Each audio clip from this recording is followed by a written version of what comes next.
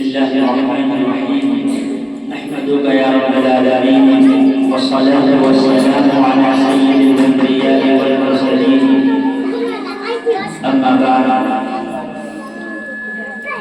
عزیز طلبہ کرام اور معزز مہمانان اعظام، آج کا یہ ایک تاریخی دن ہے جس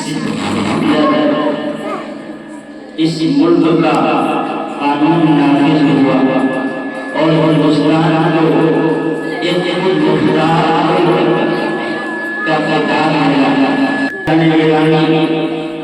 یہ ملک ہمارے جو ہم جس ملک میں آج آزادانہ طریقے سے رہ رہے ہیں، اگر آپ اس کی تاریخ کو دیکھیں تو آپ کو پتہ چلے گا کہ ہمارے اخلاق نے اس ملک کی آزادی میں کتنی قربانیاں دی۔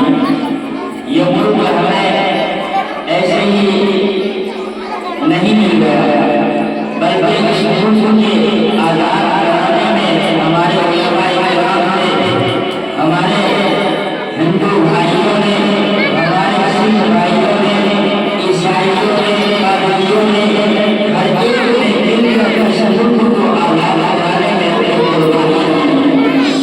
لیکن آج جب ہم دیکھتے ہیں تو آج ہندوستان کے مختلف جگہوں پر، مختلف علاقوں میں جو آوارہ فساد ہو رہا ہے، اور لوگ یہ سمجھتے ہیں یا یوں کہتے ہیں کہ غیر مسلم یہ سمجھتے ہیں کہ یہ ملک ہمارا ہے، یہ ملک مسلمانوں کا نہیں ہے، اس ملک کے آزاد کرانے میں صرف ہمارا حق ہے۔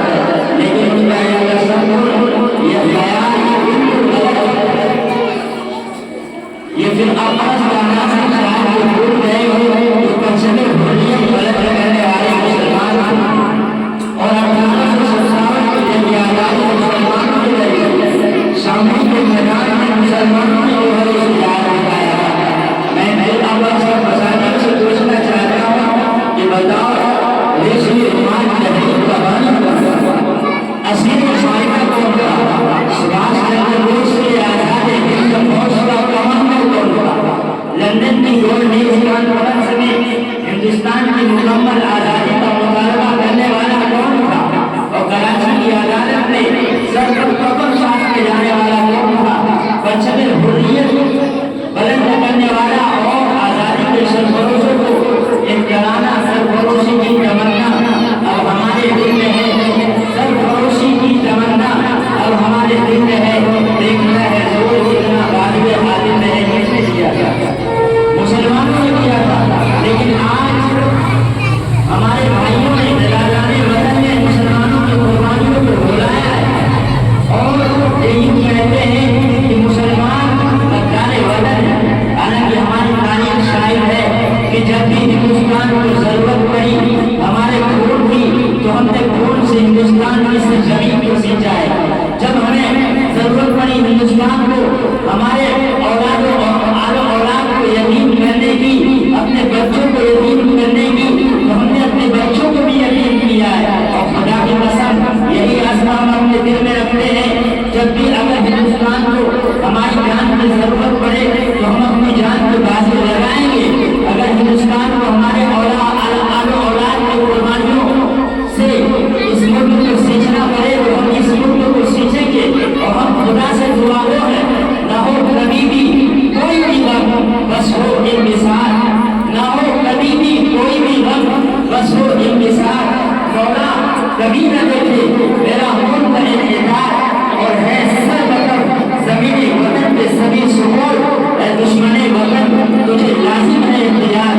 اور میں یہ بھی کہہ دوں کہ ثبوت دیں گے وفا کا جو اشتباہ غلط، ثبوت دیں گے وفا کا جو اشتباہ غلط، ملا کر خاک میں رکھ دیں ہر سپاہ غلط، اور اپنے کعبہ ہم آخری نکال چھوڑیں گے اٹھی جو ملک کی جانب کوئی نگاہ غلط۔ میں عزیزان ملت، یہ جو دن ہے یہ دن ہمیں یہ پیغام دیتا ہے کہ یہ ملک ہم سب کا ہے۔